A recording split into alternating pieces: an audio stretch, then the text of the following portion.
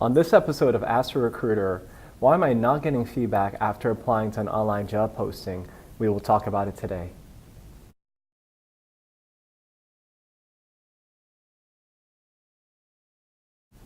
Hello everyone, this is Bertram from the Ask a Recruiter video series, and thank you for joining. And all I'd ask for you to do is, if there's any value within this video that you're about to watch, please like, share, and comment. It helps us know that we're actually providing value to you. And ask a question away. Let us see how we can help you in the gaps that you may have in the application process. So something that I've got asked quite a bit ever since I started my career is, Bertram, I've applied to a position, but I am not hearing back. I am a perfect fit. I meet all the qualifications. So today we'll review the top 5 reasons why you may not be hearing back after applying to an online job posting. I'm sure there are hundreds of possibilities, but today we will review the top 5. And the first one is likely you may not be the right fit for the position, or somebody who's a stronger fit or stronger fits have applied for the position, and I'll explain. I know when I look back at my career, especially when I was first starting, applying for jobs and trying to get a position, I used to read the job description. And whenever I would read the job description, I would tell myself, yes, Bertram, you should apply. You can do all these things. You can do all the recruiting. You can run a full desk. You can do this. You can help with onboarding. But hiring managers, recruiters, HR professionals, they look at that job description as being mostly requirements. And a candidate has to understand that unless you meet those requirements, you're not qualified for a position. So the first and the more likely reason why you're not hearing back after applying to an online job posting is you may not be a fit, or there are better fits, stronger candidates have applied to that position. The second more likely reason is maybe the job was posted very early. I remember working within corporate, and whenever we had a position that we're thinking about hiring, or it's coming down the pike, or it's yet to be budgeted, that they're going to go ahead and post the job. They like to see the interest and what's going on there. And this is a delay tactic, essentially, because that position may never be approved. They may not have been hired for it, but it doesn't hurt an organization any to just go ahead and post a job. Let's say, for example, they have job slots on LinkedIn. They have these job slots all over the place. Yes, these job slots do cost money, but depending on how their ATS, application tracking system, is linked to those various job boards, they may have a set slot of jobs available. Meaning, I can go out and switch that job, or if I'm not utilizing, or if I have underperforming job slots, I can go ahead and just shoot one out there for a recruiter, for a salesperson, for a medical coding individual. And it doesn't cost the corporation or the company anything to take that job down, or to just say, oh, well, the job does got canceled, so we can go ahead and take the job posting down. The third likely reason is there could be an approval delay within that organization to actually start reviewing candidates for the job. Hiring managers would get their barking orders, let's say, and they say, like, I am understaffed, I need people. Go ahead and hire someone. And they'll go ahead and post a job. HR usually doesn't have an issue with doing this, or the recruiting team if they are in charge of posting the jobs. But then it comes down to the approval process, and I've seen this happen countless times, even running my own agency. They have us start working on these jobs, we start reviewing and interviewing and submitting candidates, but then there's a delay to actually get people to having face-to-face interviews, phone interviews, and all of the like. Really start screening these candidates. So it could be that the job is not approved. And for the hiring managers, since they're so busy, they would really not like to invest the time. Yes, the job is posted. You spent your time filling out the whole application, background, and all of that stuff, but they would prefer not to spend the time unless they know for sure that that job is going to be approved. And that can be approved from finance, it can be approved from budgeting, and sometimes it just takes a little bit of time. The fourth reason is a combination of a few, and I would say that it just could be the job is either getting canceled or there are changes within that organization. So I've also seen this happen countless times working in corporate, when they would post a position, let's say it's for a supervisor of some sort. And then what happens?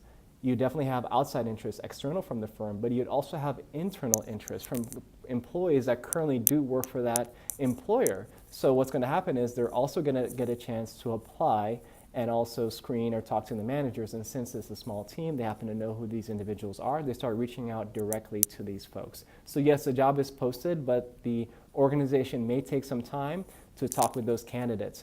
But also if there's an org structure, or if they found out that I've seen some jobs get posted, they die, like they get canceled, and then within a few weeks' time, they come back again. So instead of posting jobs, taking them down, reposting them, what those hiring managers would do is they will let the HR recruitment team know for sure, hey, something is going on, let's just place this job on hold. And then we would just continue to reach out to those hiring managers to find out what is really going on. We have good interest. Should we move forward with screening or submitting new candidates? And we may not hear anything for weeks or even months until they tell us for sure, hey, that job has been canceled. And the fifth is there could be a very slow candidate screening or review process. And I see this happen countless times, especially when jobs are posted utilizing an ATS or some type of job board. And let's say it's a recruiting professional, let's say it's an HR person, and you know, let's say they're using many of these different types of job posts and places to post their jobs. They may not go to that actual system to go ahead and check who has applied for the job. And I remember whenever I used to have to hire medical coding professionals, right? We would definitely post a job on the corporate website, and that would go into our ATS, and that would go to the various job boards. And our ATS was great because we were able to put our links on the various job boards, so you're not applying 5 different places for the same job. It's all going to get sprouted into the same system that we happen to utilize. But even though we'd happen to post jobs, I knew for sure 99.9% of the folks that applied were not qualified for the job and they could not do the job. So when I used to have to hire, especially within an urgency, I wouldn't go to that online posting and start reviewing the applicants for that job. I would first go ahead and post a job or go to my network, search for the right individual through my network before actually going to the job board. And what I mean is they have a slow candidate reviewing process. So for me, for example, I would go to that job board and review those applicants maybe a couple times a week. But I wasn't spending a lot of my time there because it hasn't been fruitful for me in the past. And yes, this could be an error of our ways. This could be something that recruiters could do better. But think about it. If you have 2 fishing spots, and one fishing spot, you're going to hit 2 out of 100 times. And the other one, you have probably a 75% chance of hitting a fish every time you cast out. You're going to go to the one where you have more likely chances to hit because all of our times are valuable. That's the most valuable resource on earth is our time. And a lot of folks, especially within HR, they don't have a lot of time to do only recruiting or only reviewing candidates. So they have to spend their time very wisely. They will definitely go through. And for some jobs that are posted, they're underperforming jobs. So candidates typically do not apply to these jobs. So what do we have to do? We have to be the ones to go search. But in that, we have a fault that maybe somebody who's strong and has a perfect fit for the job has applied for the job.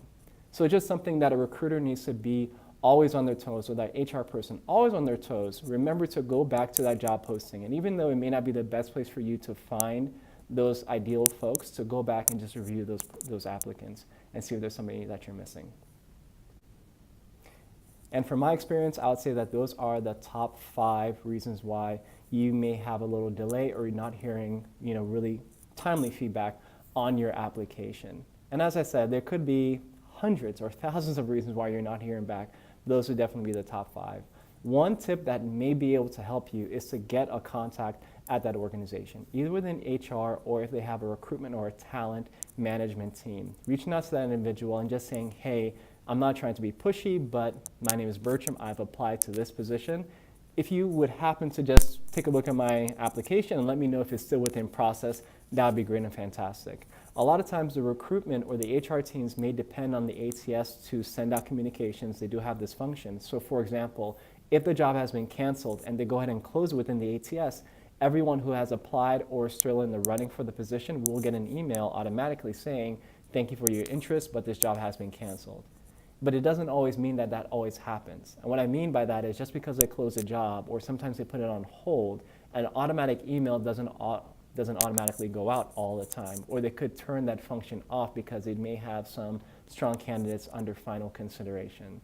So having a contact at that employer could be a great help to you. Once again, this is Bertram from the Ask a Recruiter video series. Is there something you would like to ask a recruiter? I would definitely love to hear from you. Thank you, and I'll talk with you again soon. Bye-bye.